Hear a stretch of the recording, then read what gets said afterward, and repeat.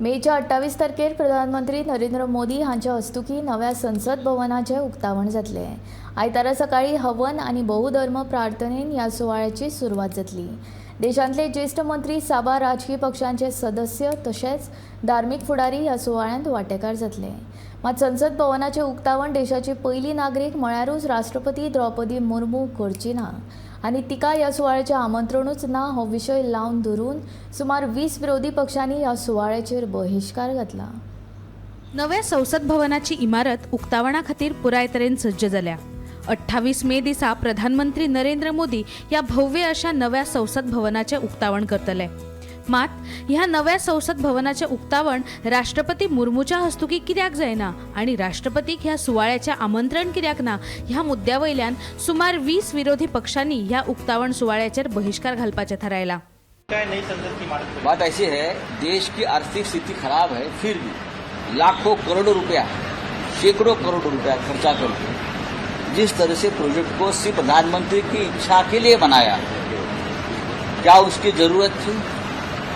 आज जो देश की संसद की इमारत है, पार्लियामेंट हाउस है, वो और 100 साल चल सकती है। ये संसद भवन ऐतिहासिक है। इस संसद भवन को न आरएसएस न बीजेपी का कोई रिश्ता है, लेकिन देश के राष्ट्रपति इस राष्ट्र के संविधान की प्रमुख है, वो पार्लियामेंट की कस्टोडियन है। आप उनको नहीं बुला रहे, उनको निमंत्रित नहीं कर रहे, उनके हाथों से नए संसद भवन का उद्घाटन करना ये प्रोटोकॉल है। इसलिए इस देश के सभी अपोजिशन पार्टी ने निर्णय लिया है कि हम उस कार्यक्रम के ऊपर बहिष्कार करेंगे और उस बहिष्कार में शिवसेना भी शामिल है। जाल्यार डेमोक्रेटिक प्रोग्रेसिव्ह आझाद पक्षाचो आदलो राज्यसभा सदस्य गुलाम नबी आझाद हांणी बहिष्कार घातिल्ल्या पक्षांचेर टिका केल्या। ज्या विरोधी पक्षांकडेन ते सत्तेत असताना कांयच करपाक जावना तांणी तरी निदान टिका करची न्हय आणि थारायल्ल्या वेळे भितर हो प्रकल्प पुराय केल्ले खातीर सत्ताधारी पक्षाचे कौतुक करचे अशें आझाद म्हणटात।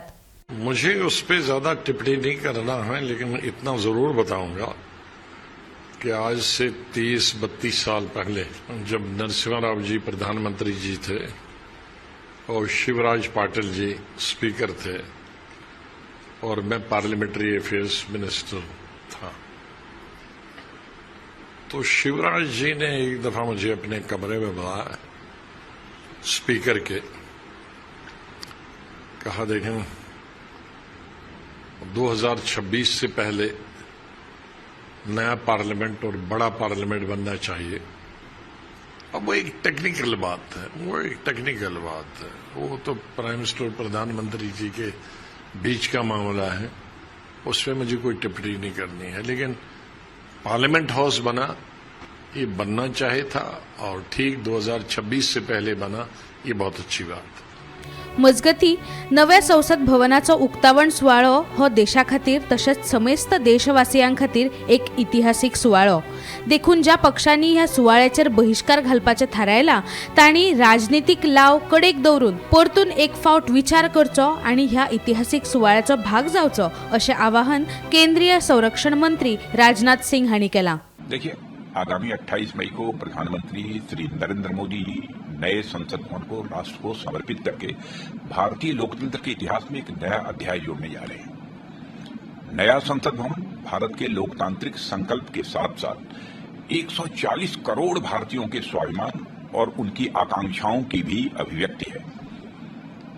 संसद भवन का उद्घाटन एक ऐतिहासिक अवसर है जो अब 21वीं सदी में दोबारा नहीं आने वाला है, और इस शुभ अवसर पर संसद या राष्ट्रपति को विवाद में लाने से किसी को भी बचना चाहिए।